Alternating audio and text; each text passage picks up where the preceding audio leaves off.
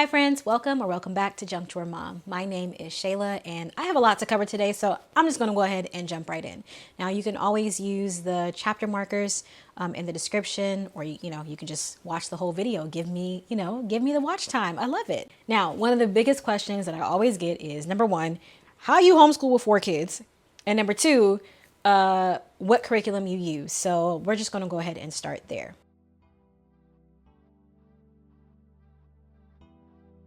So we're going into our 7th year of homeschooling, and that's just even crazy to me that I have a 7th grader. It's wild.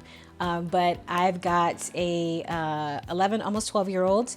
So he's 7th grade, and I've got a 5th grader, a rising 3rd grader, and a 2nd grader. Now, our homeschooling has really changed a lot over the years. There was a time when I first started, I was trying to make our homeschool like regular school, just at home, and I think I've said this before somewhere on the channel, but like it did not work. They're crying, I'm crying, everyone is like did not like what we were doing, and so over the years I've been able to find a rhythm. I was able to find something that we actually liked, which is unit studies, and I'll get to that in a little bit.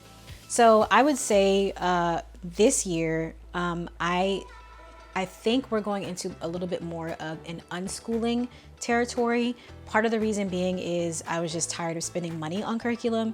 And then I really wanted to hone in on what the kids were interested in. And so obviously there's not like one curriculum that's going to suit all of your needs.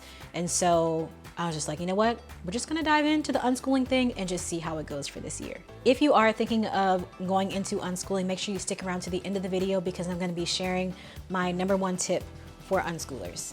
Now, just because you unschool, that doesn't mean that you don't do any curriculum. That just means that the curriculum that you choose is based on what the student is interested in. This is a little bit of a rant, but I had this whole like inner monologue with myself, or inner argument with myself, because when it comes to things like math and science and all the core subjects, I really was like, okay, am I just teaching my kids this just because I feel like that's what you're supposed to do? Or like, are they really gonna use this in life? You know, do my kids need to know all the fractions, like how to break down fractions in the world?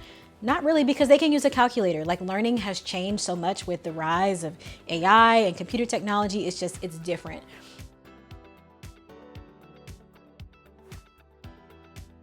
So I do want to talk about schedule and routine, because this is one of the things that I feel like is usually more up in the air with families.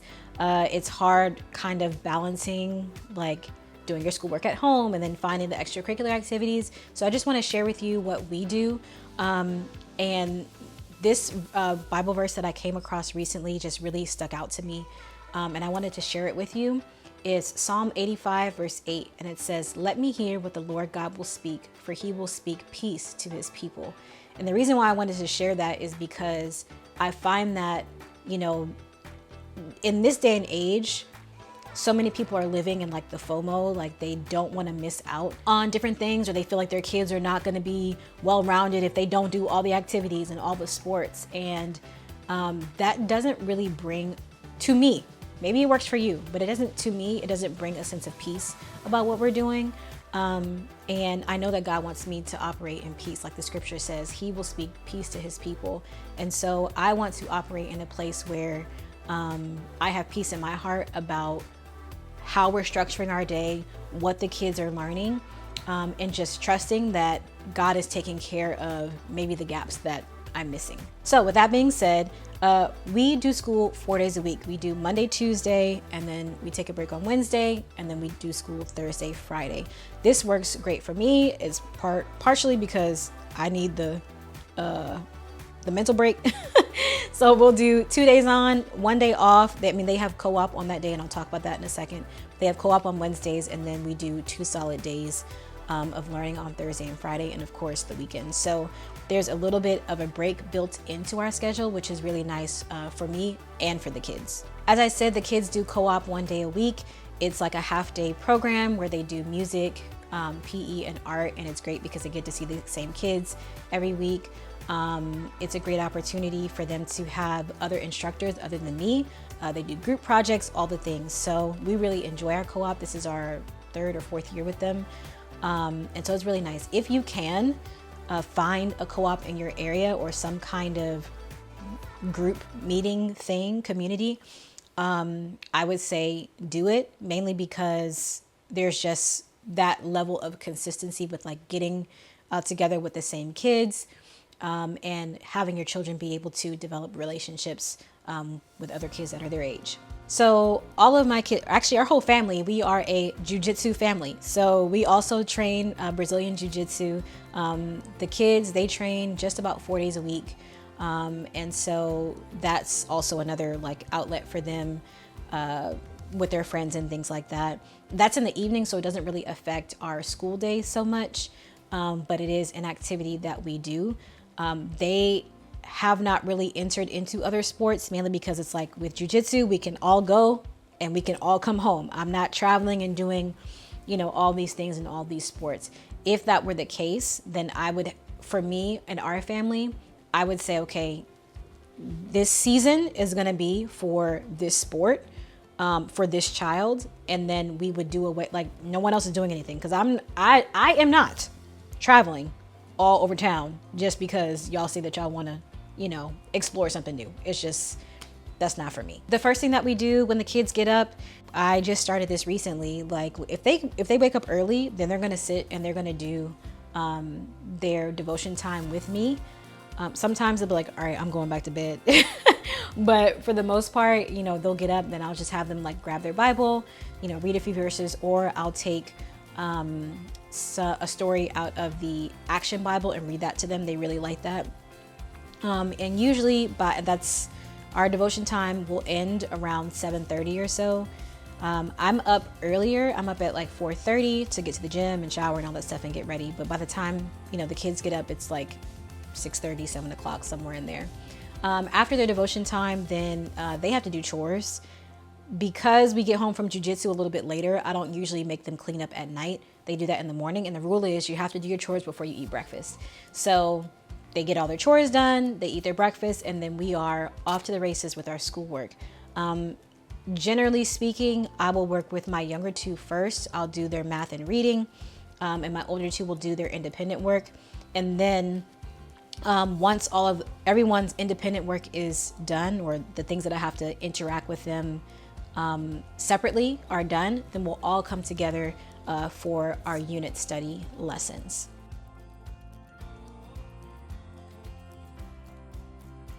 The main thing that I've done this year with all of the kids, especially my older two because they're 5th and 7th grade, I really wanted them to set their own goals for the year about what it is that they wanted to learn, the things that they're interested in, and kind of set maybe some 2 to 3 month goals, short-term goals for them to be able to accomplish and actually keep track of what it is that they're learning. I just feel like that's more realistic to what you do as an adult. And I want to be able to prepare them for whatever it is that they decide to pursue once their, elementary and high school education is finished, whether it be college or a trade or a business or whatever. We need to be training our children to have the skills to like set a goal and actually accomplish it.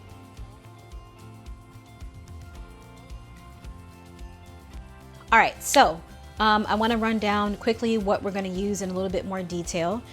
For math, we are going to use Learn Math Fast. This is a new curriculum that I came across, and essentially it's like 6 or 7 books that teaches math very quickly.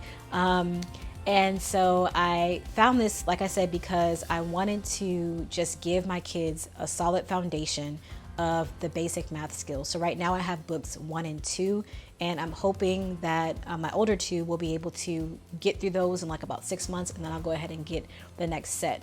Once they finish books 3 and 4, they'll be ready for algebra, which is really nice. So I'm hoping to get through all 4 of those books for the first year. My younger two are going to be doing Life of Fred, which is a very popular math book. I plan on getting them from the library because to me they're more expensive than what I'm willing to pay, especially if I don't know how effective they are.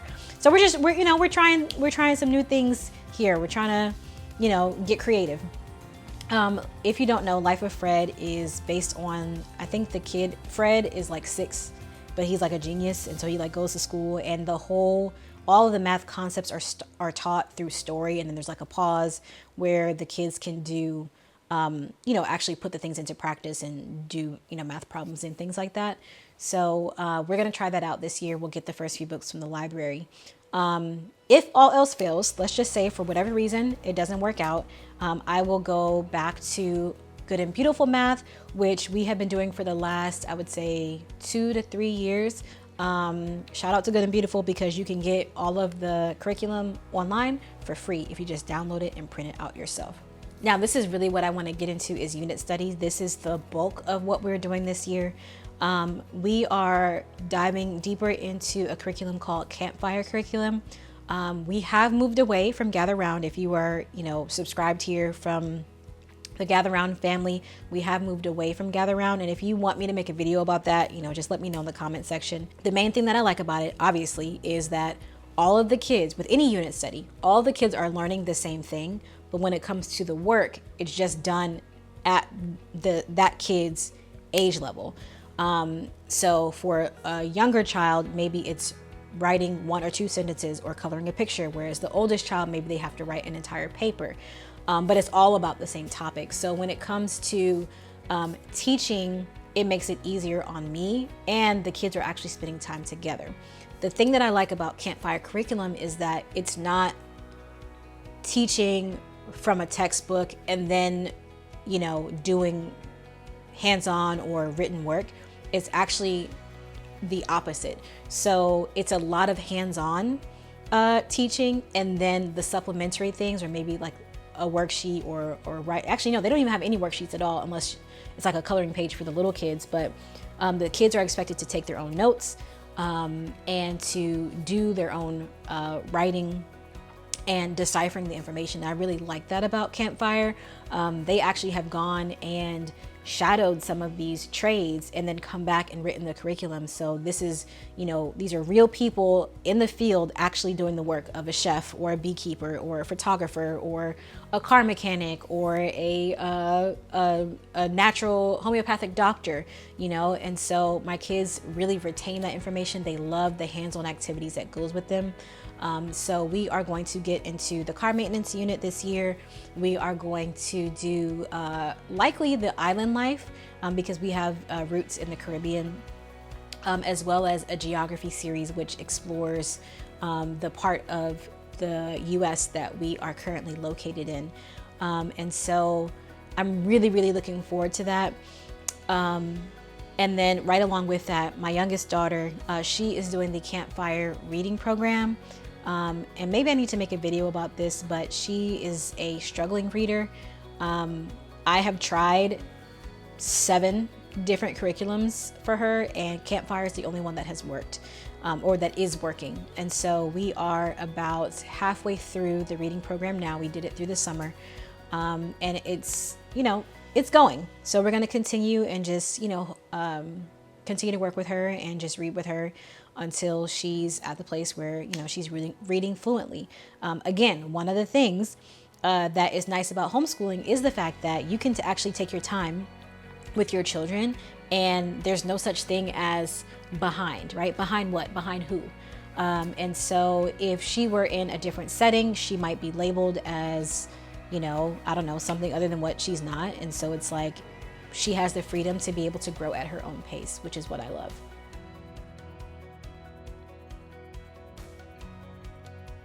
All right, let's go to organization and planning tools. I will use Google Docs. I will use my notes app. I also use my account in the library. Let's just say I said I wanted to study car maintenance, island life, and the Mid-Atlantic geography series. So I'm going to, when I find my books, I'm going to create folders for each of those and put my books, in there that I want to get when I'm ready. Now, in terms of our homeschool space, this room right here typically is where we homeschool. We do have a whole homeschool room. Now, do we use it? That's my business. I did for Christmas. They wanted, they've been begging for a gaming room. So now it's like half schoolroom, half gaming room. So I put up some inspirational photos down there. They have the bookshelf where all their school stuff is, a table, the printer, all those things are there, a nice carpet. Every now and then we'll go down there if we really, need to be together or something like that. But I think because this room has the windows and the natural light, more natural light, they really like being up here. So usually it's right in this room, if I'm honest. And let me just tell you, you don't have to have a homeschool room. I'm going to de-influence you right now. You don't need the aesthetic, all of the cabinets and all of the, color-coded things, because it's not going to stay that way anyway. I'm just saying. All right, I know that was a lot. If you are still here at the end of the video, congratulations. This is my #1 tip for unschoolers. I found this website. It is called, let me make sure I get it right.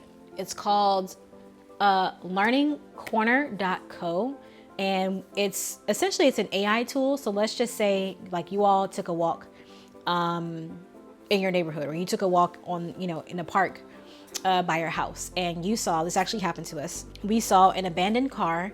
We saw some plants that we didn't really know what they were, and it was muddy. So you type in, we went on a walk in our neighborhood. We saw such and such and such and such. And we were there for X amount of time, right? So you could say, okay, I want coverage for art, music, science, and history. And my kid is 10 years old, right? So you click go, and it actually will spit out almost like a lesson plan or ideas of what it is that you could do or learn. So I really, really, really like this website. It is completely free, which is another bonus to use. And so if I'm like stuck, okay, what are we gonna do today? What are we gonna learn? Then I'll go there and just, try to flesh out my ideas that way. For the most part, it's worked really, really well. If you're looking for more resources on homeschooling, you can check out these videos here.